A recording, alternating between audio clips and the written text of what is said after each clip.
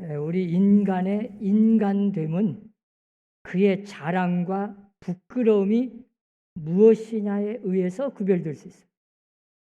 여러분은 무엇을 부끄러워합니까? 무엇을 자랑하고 있습니까? 어떤 사람은 돈 있다고 자랑해. 권력 있다고 막 자랑해. 자기가 좀 외모적으로 키도 크고 잘생겼다고 자랑하는 사람도 있어요. 사도 바울은 어땠습니까? 그런 모든 것은 배설물처럼 여겨버리고 오직 예수님 십자가만 자랑했어요. 우리 예수 믿는 사람은 이 세상 것 자랑할 거 못 됩니다. 오직 예수님만 자랑하는 여러분들 되시기 바랍니다. 사도 바울 보세요. 무엇을 자랑했습니까? 그가 감옥을 수없이 들어갔어도 부끄러워하지 않았어요. 엄청나게 핍박받고 고난받고 죽음 앞에서도 두려워하거나 부끄러움이 없었어요. 당당하게 주님을 위해서라면 목숨까지도 내놓을 수 있었어요. 그리고 오직 십자가만 자랑했어요. 그게 사도 바울의 신앙 수준이에요. 과연 우리는 무엇을 자랑하고 있어요? 세상 것 자랑할 수 없어요.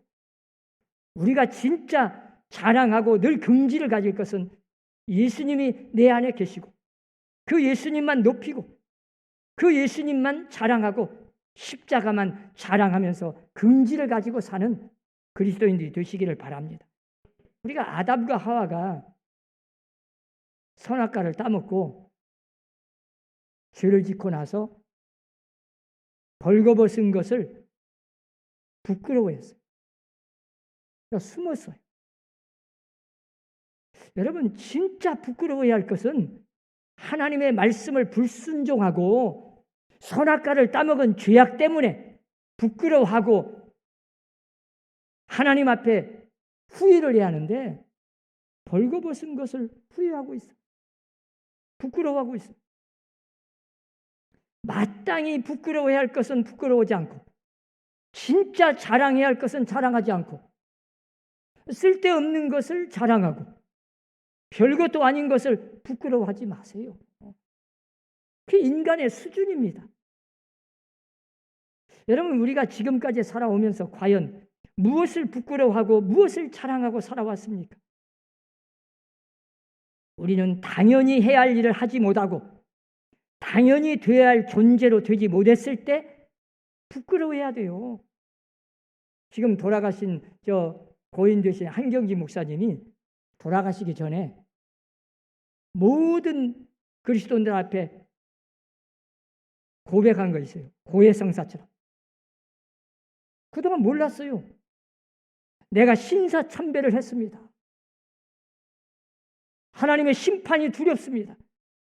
이제 내가 하나님 앞에 가기 전에 이걸 털어놓고 내 솔직하게 고백합니다. 내가 그때 마땅히 신사참배를 거부하고 내 목숨을 내놓았어야 하는데 내가 그러지 못한 것이 너무 후회스럽고 너무 부끄럽습니다. 하나님의 심판이 두렵습니다. 여러분 하나님의 심판을 두려워합니까? 그게 진짜 그리스도인이에요. 죄를 지은 것을 부끄러워하고 뭐 외모가 좀 왜소하고 키가 작고 못생겼다고 부끄러울 게 아니에요. 내 마음이 좁고 내 마음이 더러워진 것을 부끄러워야죠. 가난하다고 부끄러울 게 아니에요. 게으른 것이 부끄럽지. 부자라고 부끄러울 것이 없습니다. 부자도 하나님이 주신 축복이에요. 다만 그 모든 부를, 그 물질을 자기만 쓰겠다고 이기적인 생각을 갖고 이기적인 마음을 가진 것을 부끄러워해야죠.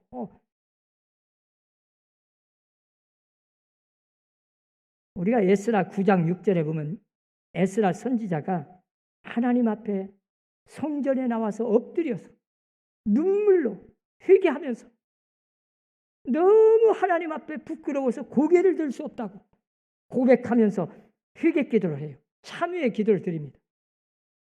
이스라엘 백성들이 죄를 지어서 바벨론의 포로로 끌려가 가지고 70년 생활을 해요.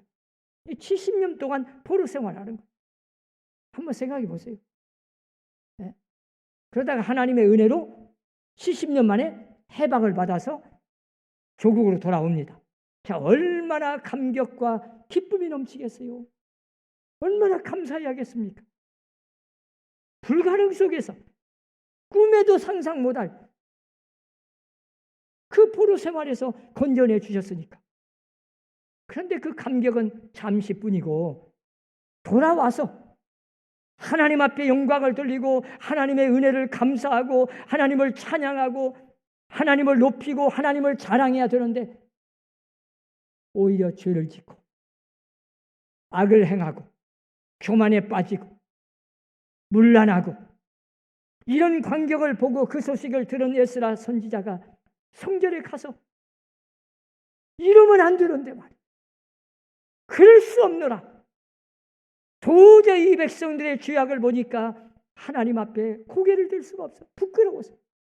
그래서 고백하는 게 그 에스라가 9장 6절에 보면 나의 하나님이여 내가 부끄럽고 낯이 뜨거워서 감히 나의 하나님을 향하여 얼굴을 들지 못하겠습니다. 너무 부끄럽고 하나님 앞에 고개를 들 수가 없어. 아니 마땅히 감사하고 하나님을 높이고 하나님께 영광을 돌려야 되는데 그 은혜를 잊어버리고 와서 또 범죄하고 악을 행하고 죄악에 물이 들어서 하나님을 욕되게 하니 기가 막힌 거죠. 눈물로 이럴 수는 없습니다. 너무 부끄럽고 낯이 뜨거워서 감히 하나님을 향해서 고개를 들 수가 없나이다. 그리고 회개하잖아요. 여러분 나라를 위해서 또는 내 가정을 위해서 내 남편을 위해서 내 자식을 위해서 얼마만큼 하나님 앞에 눈물로 하나님 철저하게 회개하면서 기도해 봤어요. 사실 오늘 본문에서는 사도 바울의 믿음의 아들 이 디모데라고 하는 믿음의 아들이 있습니다. 참 착하고 신실한 종이었어요. 그의 어머니가 신앙생활 잘하고 기도 많이 했어요. 그의 외할머니가 기도했어요. 믿음으로 키웠어요. 사랑만 받고 자랐어요. 그러다 보니까 다 좋은데 마음이 약해. 성격이 약해요. 결단을 못 내려. 마땅히 주님을 위해서 고난을 받아야 할 때 고난을 받지 아니하고 피해버렸어요. 도망갔어요. 가만히 생각하니까 주님이 그렇게 자기를 위해서 사도 바울은 눈물로 고통당하고 감옥까지 가고 그 환난 핍박을 받으면서 죽음 앞에서도 꿋꿋하게 그 고통 속에서 지금 감옥에 들어가 있는데 이 믿음의 아들 디모데는 가만히 생각하니까 자기가 조그마한 고난도 받지 않았어. 받아본 일이 없어. 그럴 때 다 도망가 버렸어. 피해버렸다고. 기피했어요. 왜? 원래 마음이 약해. 조금 고난이 올 것 같다면 그냥 도망가. 안 해버려. 이런 디모데가 마음속에 얼마나 부끄럽고 하나님 앞에 후회가 되는 거예요. 후회가. 사도 바울 자기 믿음의 아버지가 지금 감옥 속에서 죽음 앞에서도 당당하게 저 고난을 받으면서도 꿋꿋하게 순교하기까지 참 그런 모습을 보니까 자기는 비교해 보니까 나는 그보다 1000분의 1도 못한 거예요. 너무 부끄러워. 낙심을 하고 절망을 하고 후회하고 그걸 부끄럽게 여기고 낙심하고 있을 때 사도 바울이 편지를 써서 지금 디모데에게 위로하는 겁니다. 그리고 한편으로는 위로하면서도 이제 앞으로는 주님을 위해서라면 그까지 힘들고 어려워도 고난을 좀 받으라. 복음과 함께 고난을 받으라. 권면하는 내용이 오늘 본문입니다. 여러분 잘 보세요. 오늘 8절에 보니까 주를 위하여 갇힌 자된 나를 부끄러워하지 말고 오직 하나님의 능력을 따라 복음과 함께 고난을 받으라. 강력하게 권면해요. 디모데는 사실 바울이 전도해서 예수 믿고 구원받고 바울의 대를 이어서 바울이 해야 할 일을 지금 감당하고 목회자로서 지금 목회하고 있는 겁니다. 그런데 이런 지도자로서 가만히 생각하니까 편한 길만 가려고 고난을 피해 다녔고 그런 기회가 왔어도 도망가 본 일이 너무 많아. 그래서 고생을 해본 일이 없어요. 주님을 마음 아프게 한 일이 한두 번도 아니에요. 이런 걸 생각하니까 엄청나게 지금 마음이 아픈 거예요. 후회가 되고. 그렇게 부끄러워하는 디모데를 편지를 써서 위로하면서 이제 디모데에게 권면하는 거예요. 이제는 어떤 고난이 와도 주님을 위해서라면 피하지 말라. 당당하게 복음과 함께 고난을 받으라. 권면하는 거예요. 우리가 잘 아는 예수님의 수석 제자였던 베드로. 참 평상시에 어땠습니까? 수석 제자요. 얼마나 앞장서서 누구보다도 적극적으로 다른 사람은 다 버릴지라도 나는 안 버리겠다고 큰소리 친 사람. 그리고 제자들이 어땠습니까? 서로 예수님이 앞으로 왕이 되면 누가 좌편, 우편, 좌의정, 우의정 차지할 것인가 하고 서로 다투기도 했어요. 아니 그런 제자들이 많아요. 아니 그런 베드로가 예수님이 고난을 받고 십자가를 지려고 이제 잡혀서 신문을 받고 고통 속에 있을 때 어땠어요? 그때는 베드로가 예수님을 3번이나 모른다고 부인했어요. 예수님이 십자가에 못 박혀 죽을 때는 제자들이 누가 있었습니까? 다 도망가 버렸어요. 저는 참 그 골고다 언덕에 그 십자가를 지고 올라가실 때 예수님의 평상시에 막 능력을 행하고 기적을 베풀고 오병이어의 기적을 베풀고 죽은 사람 살려내고 그럴 때는 사람들이 막 몇천 명씩 몰려다니더니 말이에요. 예수님이 십자가를 지고 그 고난의 길을 올라가실 때는 아무도 없어요. 옆에 곁에 제자들이 없어요. 도대체 제자들이 어디 갔는지 모르겠어요. 오직 했으면 예수님이 쓰러지시고 피투성이 되어서 고생을 할 때 구레네 사람 시몬이라는 사람이 예수님의 그 십자가를 무거운 십자가를 대신 지고 가시잖아요. 나는 그걸 보고 도대체 제자들이 그 당시에 어디 갔냐 이 말이에요. 예수님이 고난받고 힘들 때는 제자들이 다 도망가 버렸어요. 정작 십자가에 못 박혀 죽을 때는 다 사라져 버렸어요. 자, 이런 걸 보면 좀 제자들에게 그 성경을 읽을 때마다 좀 섭섭해. 구레네 사람 시몬은 엉겹결에 그냥 예수님을 대신해서 십자가 좀 졌다가 그 후손들이 엄청나게 축복을 받습니다. 우리가 성경을 보면. 베드로가 나중에 예수님이 십자가에 죽으시고 부활하신 주님을 만났어요. 베드로가 늦게 깨달았어요. 자신을 돌아봤어요. 야, 내가 과연 예수님의 제자라고 할 수 있을까? 너무 부끄럽고 후회가 되는 거예요. 여러분 깨닫고 보면 참 기가 막혀. 내가 그렇게 막 큰 소리 치던 사람이 예수님이 십자가의 고난 그 신문 받을 때는 모른다고 막 3번이나 부인하고 저주까지 하더니 십자가에 못 박혀 죽을 때는 도망가 버린 자기를 보니까 너무 부끄럽기 짝이 없어. 후회가 되고 막. 그래서 예수님이 부활하시고 그 부활하신 주님을 베드로도 만났음에도 불구하고 그래 나는 제자들 자격 없지. 나 같은 놈이 무슨 제자라고 할 수 있냐? 나는 원래 고기 잡는 어부, 고기나 잡는 그냥 촌사람이지. 그리고 갈릴리로 고기 잡으러 가버려.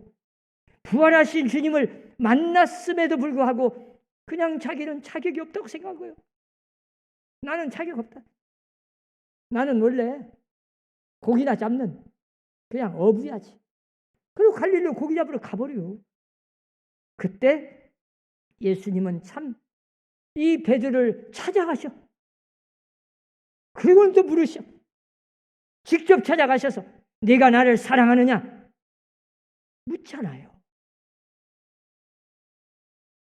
그러면서 주님이 다시 베드로를 부르시고 위대한 제자로 사명을 다해서 결국 제2의 소명을 받아서 마지막 거꾸로 매달아 십자가에 못 박혀 순교하기까지 베드로가 주님 앞에 쓰임을 받지 않습니까?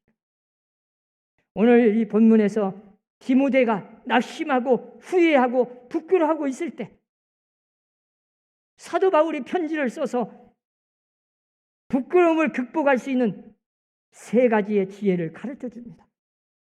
부끄러워하면 하지 말라. 그 지혜가 첫 번째, 은혜에 속한 사람으로서 은혜로 해결하라. 그걸 권면하는 거예요. 여러분, 우리는 하나님의 은혜가 아니면 1초도 살 수 없습니다. 언제 우리가 내 의와 내 능력으로 살았습니까? 오늘 본문 9절 말씀해 보세요. 하나님이 우리를 구원하사 거룩하신 소명으로 부르심은 우리의 행위대로 하심이 아니요 오직 자기의 뜻과 영원 전부터 그리스도 예수 안에서 우리에게 주신 은혜대로 하심이라. 행위대로가 아니라 은혜대로 다시 십자가를 바라보고 과거도 현재도 미래도 오직 하나님의 긍휼로 하나님의 은혜로 우리가 하는 거지 우리의 힘으로 되는 게 아니다. 그래서 은혜 안에 있는 자신을 새롭게 발견하고 이제 부끄러워만 하지 말고 다시 일어나서 이제는 어떤 어려움과 고난이 와도 이제 낙심하지 말고 주님을 위해서 당당하게 그 고난을 함께 받고 하나님의 은혜를 구하라. 여러분, 죄악을 이기는 비결도 내 힘으로 이기는 게 아니에요. 오늘 여러분들이 이렇게 교회에 와서 아니면 가정에서 예배를 드리고 있는 우리 성도들, 우리의 힘으로, 우리의 능력으로 내가 의로워서 이렇게 나와서 예배를 드리는 걸로 착각하지 마세요. 오늘 이렇게 예배의 자리에 앉아서 예배를 드릴 수 있다는 것 자체가 하나님의 은혜입니다. 하나님의 은혜를 베푸셨어요. 내가 죄를 지을 기회가 왔는데 죄를 짓지 않고 이길 수 있는 이 능력은 내 힘으로 되는 게 아니고 전적으로 하나님의 은혜를 베풀어 주셔야 됩니다. 그 순간에 하나님의 은혜를 주셔야 돼요. 그리고 두 번째는 미래가 있다는 겁니다. 얼마든지 주님을 위한 고난받을 기회가 다시 있을 것이니 그때는 복음과 함께 고난을 받을 각오를 가져라. 그리고 위로하는 거예요. 과거만 우리가 후회할 게 아니에요.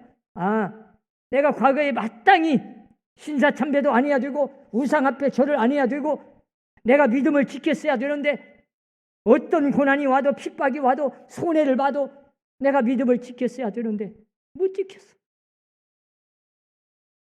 넘어졌어. 부끄러워. 그러나 그때로 끝난 게 아니요. 지금 내 생명이 살아있고 내가 이렇게 부끄러워하고 회개할 수 있는 믿음을 주신 것은 하나님의 은혜요. 앞으로 얼마든지 주님을 위해서 고난받을 기회가 또 와. 그때는 당당하게 복음과 함께 고난을 받으라.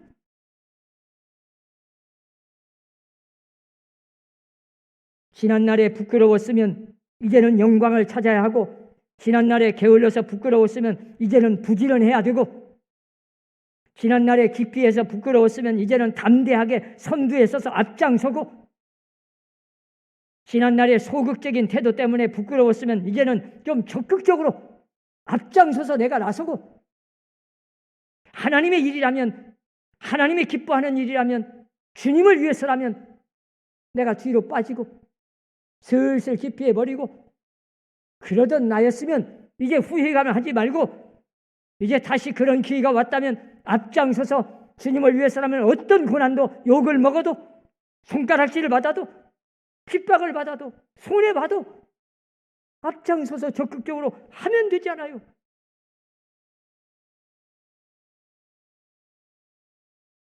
지난날에는 내가 안 된다는 것 때문에 비굴했으면 이제는 좀 긍정적으로 창조적인 생을 살고 믿음으로 생각하고 어떤 일이든지 말씀 앞에 순종하는 삶을 살면 되지요.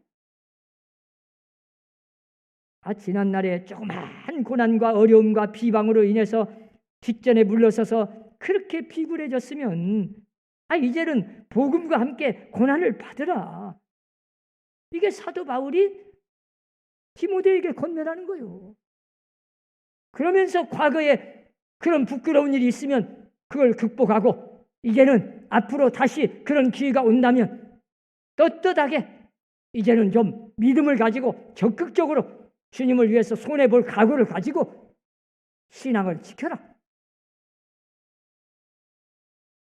그 다음에 세 번째는 여기에는 기능적인 중요한 의미가 있어요.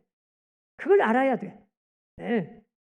지난날의 부끄러움이 정말로 사실이라면 그걸 딛고 일어서서 이제는 절망에서 소망으로 새로운 용기를 가질 뿐만 아니라 자신에게 속한 고난이 따로 있다는 걸 알라고 권면합니다. 여러분, 사도 바울이 로마 감옥 속에서 순교했잖아요. 우리가 로마 감옥에 가서 죽어야만 순교입니까? 아니죠. 순교는 어디에서나 내가 현장에서 현실에서 얼마든지 주님을 위해서 순교할 수 있습니다. 아니 꼭 내 육신의 목숨만 바쳐야만 순교입니까? 내 자신의 욕심과 자존심 이런 거 죽이는 것도 순교예요. 내가 가정에서나 직장에서나 내가 지금 처한 현실에서 주님을 위한 고난을 회피하지 말고 당당하게 복음을 위해서 희생하고 고난을 받는다면 그것이야말로 나에게 주신 소명 아니겠어요?